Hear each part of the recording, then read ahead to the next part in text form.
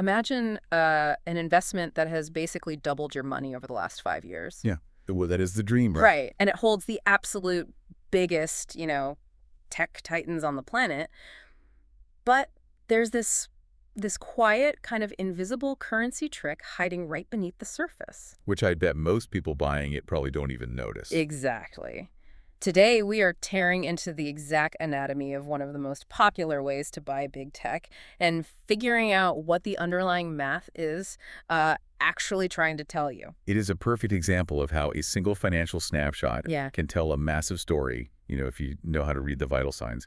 You handed us a really dense, data-packed InvestWell dashboard titled ZQQ Complete Analysis. Yeah, it's a mouthful. It really is. And to the untrained eye, it's just a wall of numbers, acronyms, percentages. But beneath that surface, it is a living ecosystem. Okay, let's unpack this. Our mission for this deep dive is to translate this dashboard from like a diagnostic chart into a clear, compelling narrative about what you are actually buying. Right. We are zeroing in on the BMO Nasdaq 100 Equity Index ETF. For those following along, the ticker symbol is ZQQ. It trades on the Toronto Stock Exchange, and it is priced in Canadian dollars. And to really understand how ZQQ operates, we need a logical roadmap. We can't just, read down the page. That would be incredibly boring. Exactly. We need to look at its current price tag, peer under the hood to see the engine driving it, evaluate if the historical performance justifies the management fee, and finally look at the deeper valuation multiples to understand the exact type of risk you're taking on. So before we figure out what is inside ZQQ, we really have to look at what it costs to buy a share right now and the dramatic journey that price has taken. Yeah, the price action is wild. Right now, the current price is sitting at exactly $155.88 Canadian. And just looking at today's action, it's up $1.25, which is about a 0.8% bump. But daily movements are just noise. The real story on this dashboard is the 52-week range and the historical extremes. Yeah, that is where the numbers get visceral. Over the past year, the low was down around $108. But if you look at the all-time low, this thing was once sitting at $78.20. The dashboard specifically notes that the current price represents a massive 99% growth from that lowest historical point. Wow. Literally doubling your money from the bottom. Right. Buying ZQQ right now feels a bit like riding an express elevator. Imagine you stepped onto this elevator when it was down in the basement at $78, and it has just been rocketing upward for years. And where is that elevator sitting right now? That is the crazy part. It is hovering just inches below the penthouse ceiling. The all-time high is $157.10. Oh, wow. Yeah, today's price of $155 and change means it is currently less than 1% away from its absolute historical peak. If you buy today, you are stepping onto the elevator at the highest floor it has ever reached. Which triggers a very specific psychological response for an investor. When you buy an asset at its all-time high, you immediately wonder about the momentum. Right, like, am I buying at the worst possible time? Exactly.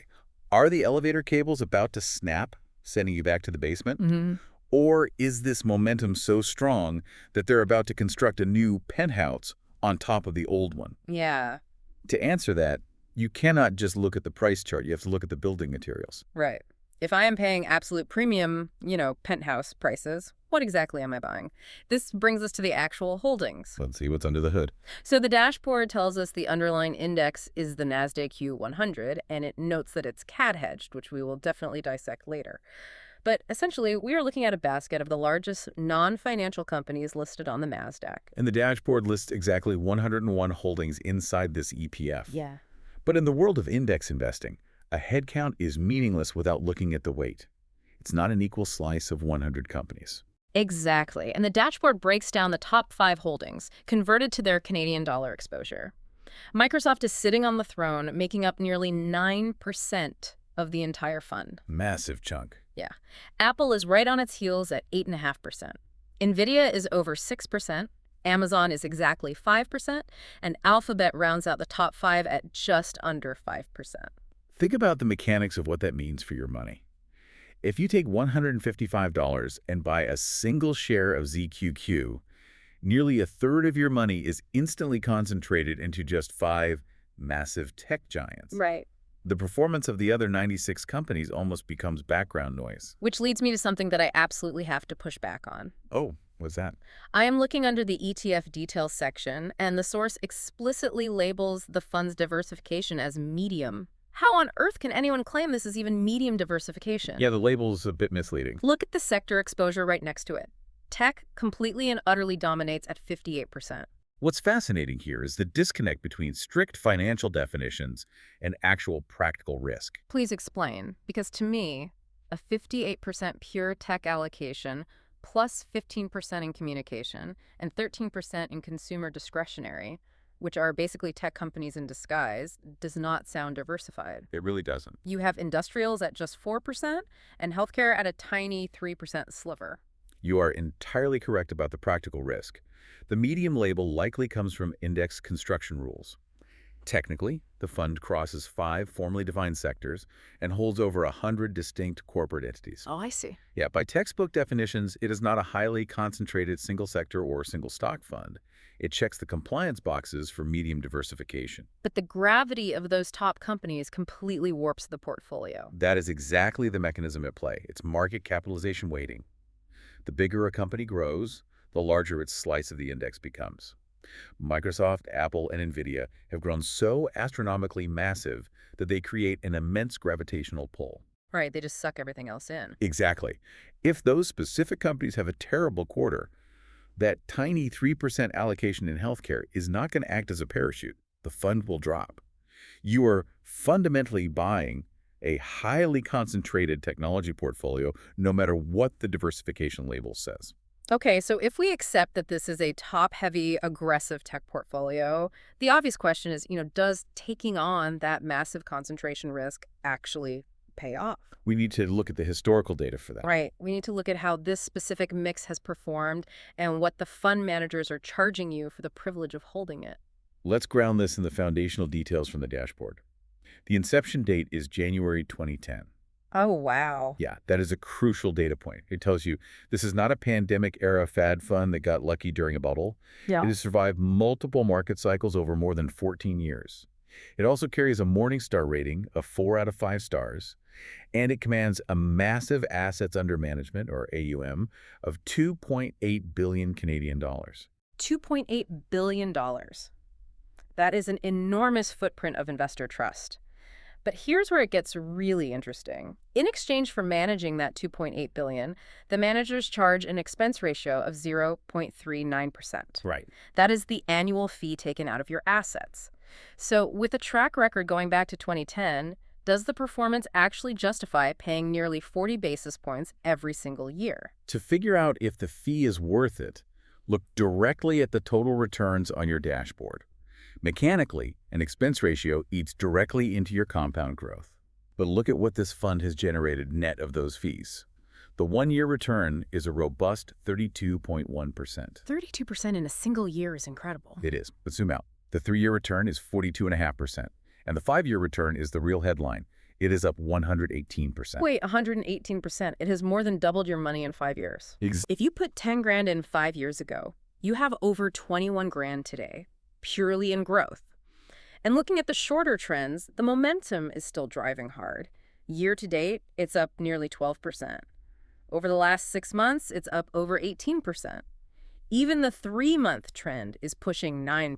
Yeah, the momentum is undeniable. I do see a tiny negative dip on the 1-week metric, down 0.15%. But, in a sea of green, that is practically a rounding error. It is standard market fluctuation. But to bring it back to your question about the 0.39% fee, you have to ask yourself what it would cost to replicate this yourself. Oh, that sounds like a nightmare. Mechanically, trying to buy 101 individual U.S. tech stocks, perfectly balancing their weights every quarter, and managing the currency conversions from Canadian to U.S. dollars would be a nightmare of trading fees and logistical stress. So the fee is essentially a convenience charge. It is like paying a cover charge to get into an exclusive club. If the music is incredible and the drinks are free once you're inside, you happily pay the guy at the door. If the club is empty, you are furious. That's a great analogy. With a 5-year return of 118%, ZQQ has clearly been throwing a great party. That is a fair way to look at it. The historical returns have so heavily outweighed the management costs that the fee becomes an afterthought for most investors. But We have to transition from the rear view mirror to the windshield. Okay. Historical returns tell us where the elevator's been. The valuation math tells us what is powering the engine today. Right. It has doubled in 5 years, but what are we actually paying for today's earnings? Let's dive into the fundamental business metrics on the right side of the dashboard. The source lists earnings per share, or EPS, at 5 Canadian dollars and 47 cents. But the metric right next to it is the one that matters. The EPS growth is positive 14.2%. The underlying companies in this ETF are not just making money, they are growing their profits at a highly aggressive double-digit rate. But you are paying an absolute premium to get access to that growth.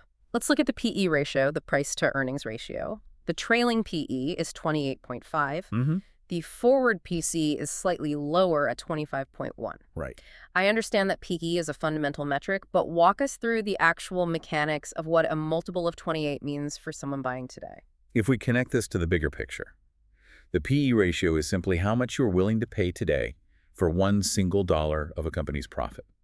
A PE of 28.5 means you are handing over $28.50 to buy just $1 of current earnings. Wow. In a traditional, slow-growing industry like utilities, a ratio that high would be absurdly expensive. So why are investors willing to pay $28 for a single dollar of profit here? Because of that 14.2% growth rate we just mentioned, you are paying a high price today because you expect that $1 of earnings to rapidly snowball into $2, then $4 in the coming years. You also notice the forward PE is lower at 25.1. Yeah, why does it drop? Forward PE uses estimated future earnings. Because the market expects these tech giants to make significantly more money next year, the ratio of price to those future earnings mechanically goes down. The math is telling you this is a high-priced fund, but the underlying profit growth is currently supporting that high price. That makes sense, but the dashboard also throws out a price-to-book ratio of 6.8 and a price-to-sales ratio of 5.1. I have to ask about the price-to-book ratio. Book value is basically the physical assets a company owns if they sold off everything tomorrow, right? Why is a multiple of nearly 7 acceptable here? You hit the nail on the head. Book value measures physical assets, factories, machinery, inventory. But look at the top holdings. Microsoft and Alphabet do not derive their value from physical warehouses. No, obviously not. Right. They derive their value from intellectual property, software ecosystems, and cloud infrastructure. A high price-to-book ratio is standard for tech because their most valuable assets, their code and their user base, do not neatly fit on a traditional balance sheet. And a price-to-sales ratio of 5.1 means you are paying $5 for every dollar of gross revenue before expenses are even paid. Again, that seems wildly expensive. It does, until you understand the mechanics of software margins. A traditional retailer might have a 2% profit margin on every dollar of sales. But a tech company selling cloud subscriptions or software licenses might have an 80% margin on every new dollar of sales because the product costs almost nothing to duplicate. Ah, I see. Investors pay 5 times sales because so much of that revenue immediately drops to the bottom line as pure profit. Okay, so the valuation math proves this is a high-octane growth engine, but here is where I am a bit confused, and it brings me to the income metrics.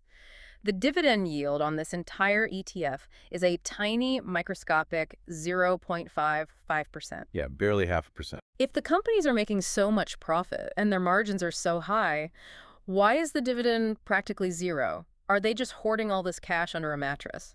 Not at all. The answer is in the payout ratio, which the dashboard lists right there at 11.5%. The payout ratio is the exact percentage of total earnings that a company decides to hand back to you, the shareholder, as a cash dividend. Okay. The companies inside ZQQ are only handing over 11.5% of their profits. So where is the other 88.5% going? It is being retained and weaponized for further growth. Yep. They're reinvesting it back into their own operations. They are building multi-billion-dollar data centers. They are funding massive research and development for new software, and they are acquiring smaller, disruptive competitors. Ah, so if you are a listener who relies on a steady stream of quarterly dividend checks to pay your mortgage, ZQQ is the completely wrong vehicle for you. Precisely. The management teams of these tech titans believe, and the market clearly agrees, that they can generate a much higher return by aggressively reinvesting their cash than by simply handing it back to you.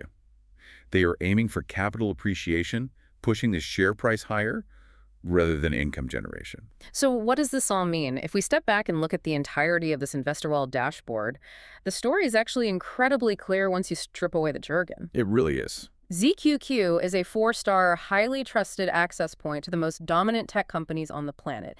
It has a massive $2.8 billion footprint and a track record of doubling investors' money over a 5-year span. Right. Yes, it comes with the volatility of being heavily concentrated in tech, and yes, you are paying penthouse prices based on high PE multiples.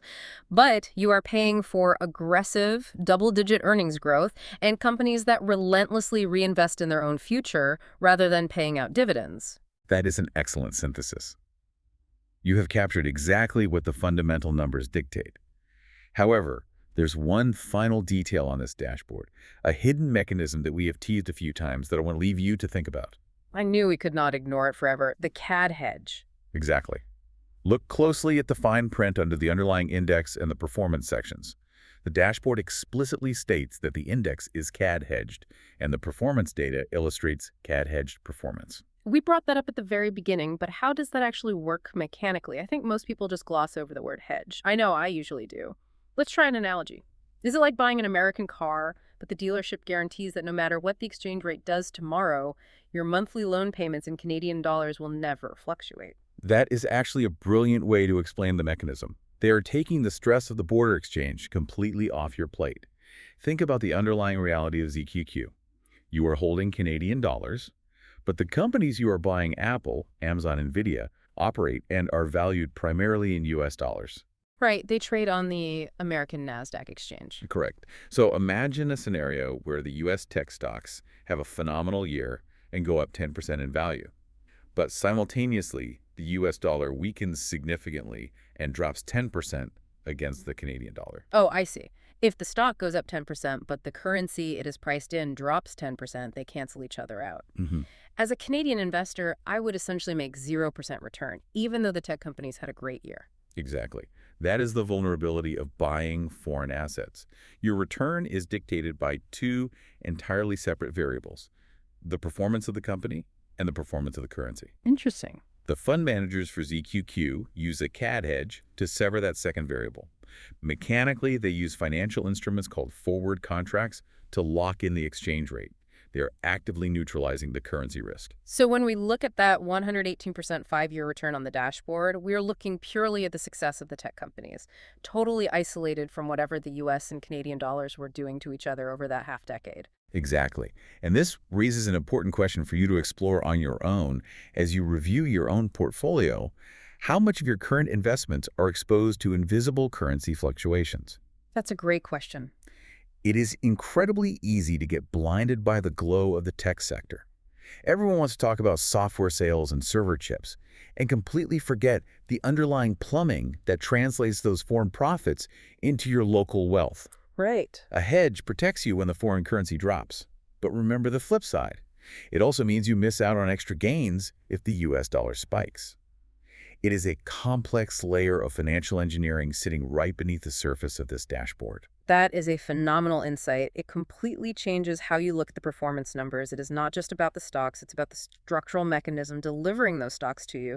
Thank you for bringing such a fascinating, multi-layered data source to the table today. We absolutely loved tearing into it. It proves that even the most overwhelming wall of data has a clear, logical narrative, as long as you understand the mechanisms driving the numbers. So the next time you look at a financial dashboard and feel like you are staring at a foreign language, do not panic. Remember the elevator ride pushing against the all-time high, remember the gravitational pull of the mega caps, and remember that invisible currency plumbing working behind the scenes. Every single number is just a breadcrumb leading to the bigger picture. Keep digging, keep asking how things actually work, and we will catch you on the next deep dive.